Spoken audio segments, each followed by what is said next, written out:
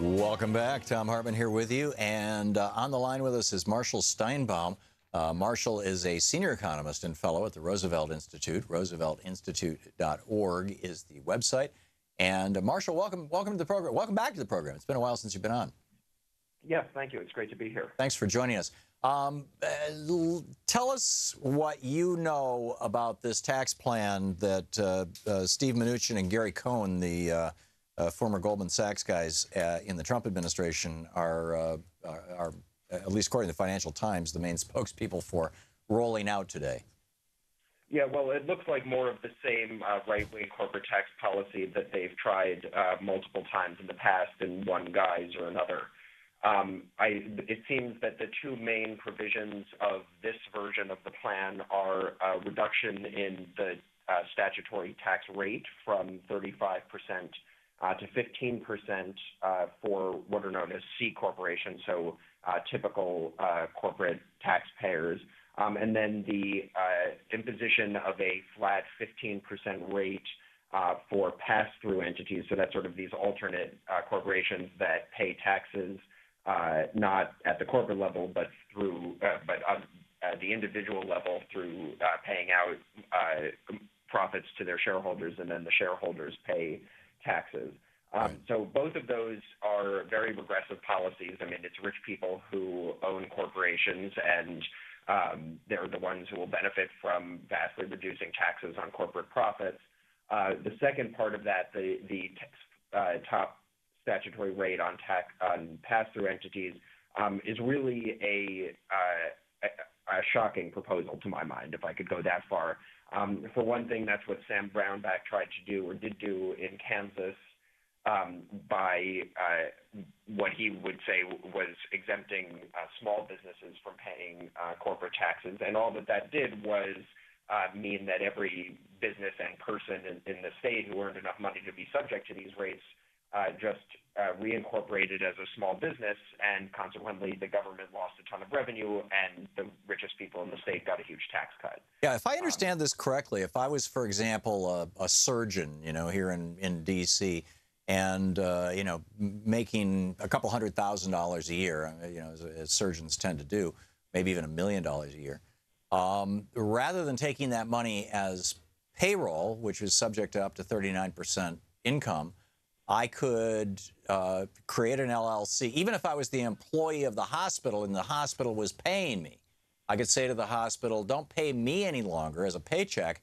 pay my company, contract with me. I'm going to create an LLC, pay my company, and then the company, then the company will pass through that money to me, and instead of paying the 39% personal income tax, I'll only pay the maximum 15% LLC corporate tax. Do I have that right? Exactly right. And I think it's worth making note that, for decades, the right has tried to impose what they call a flat tax, which is everyone pays the same tax rate and, generally a much lower tax rate than the rich currently pay. And, that's horribly regressive and has been beaten back multiple times. So now with this plan, they're basically doing exactly that. I mean, the surgeon who was making $1 million a year and paying the 39.6% rate, they're going to get a flat 15% tax rate by reincorporating in the way you described. That's exactly a flat tax. Right. And, they just sort of gussy it up with the language of small businesses and encouraging investment and creating jobs. But, that's basically what's going on here.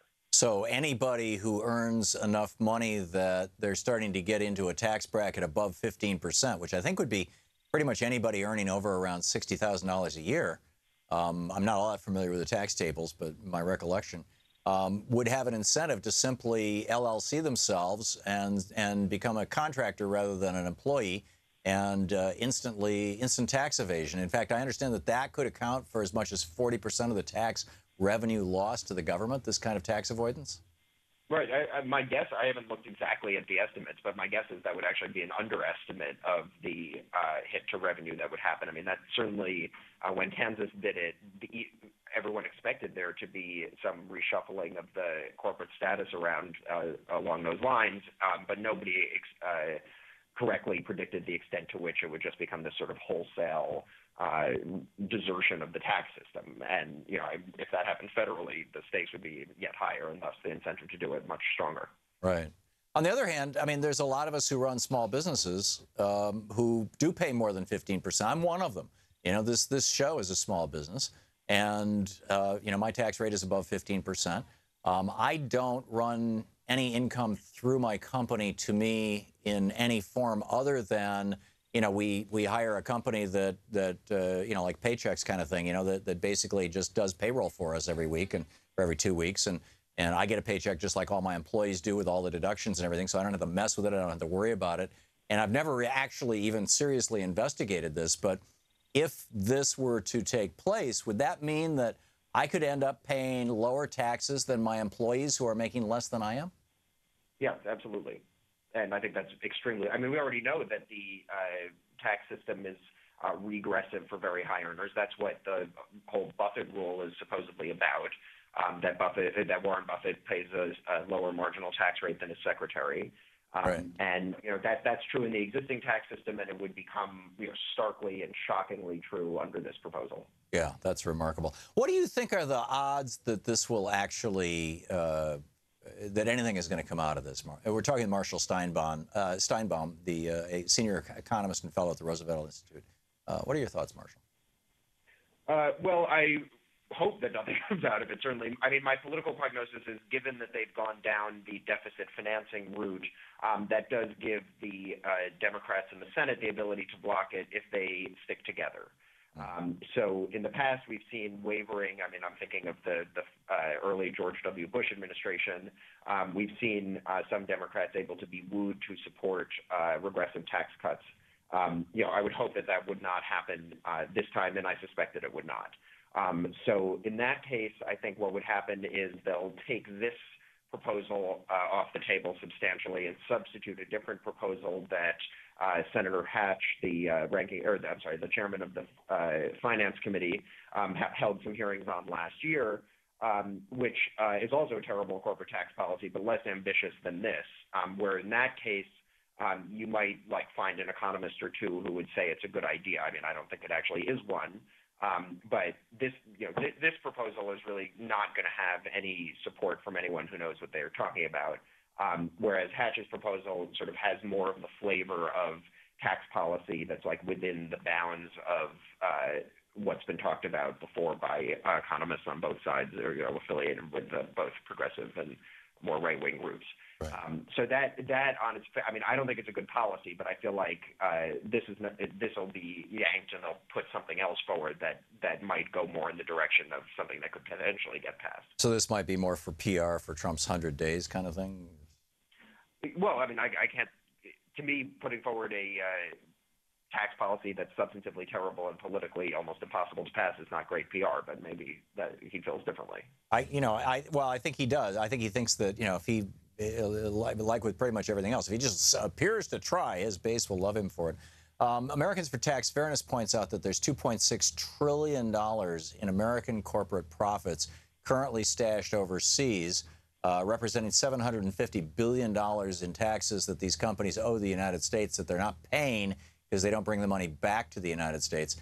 Trump's plan would also give them a repatriation rate, I believe, even lower than 15%. This has been done before. Reagan did this, and I believe George W. Bush did it. And in both cases, if my recollection is correct, you're the economist here, most of that money was not used to grow the economy. It was used to do share buybacks, which jack up stock prices. And since most senior executives are compensated, most of their compensation comes in stock, it basically was just a giant bonus to all the fat cats. Have I accurately characterized this, and what do you expect to happen with regard to all this? You've definitely accurately characterized it. If anything, you didn't go far enough, because it's not most, it's all of the money went to pay off to dividends and stock buybacks, according to studies that were done of that plan. And, you know, that's exactly what's going to happen this time. And not only that, but by normalizing this pattern whereby you stock up money for 10 years in your overseas tax haven and then repatriate it, you know, almost tax-free, and then pay it out to shareholders. Like, that's basically the way the big profitable corporations run themselves now. And the more we repeat that cycle, the more the whole norm that corporations should be taxed at all will erode to nothing. Yeah, this is nuts. It's absolutely nuts. Marshall Steinbaum, Senior economist and fellow at the Roosevelt Institute, the website rooseveltinstitute.org. You can tweet him at econ_Marshall, M-A-R-S-H-A-L-L. Excuse me, I just made you a congressman. And Marshall Steinbaum, thanks so much for being with us today. It was great. Thanks very much. Great talking with you. I really appreciate it. We'll be back.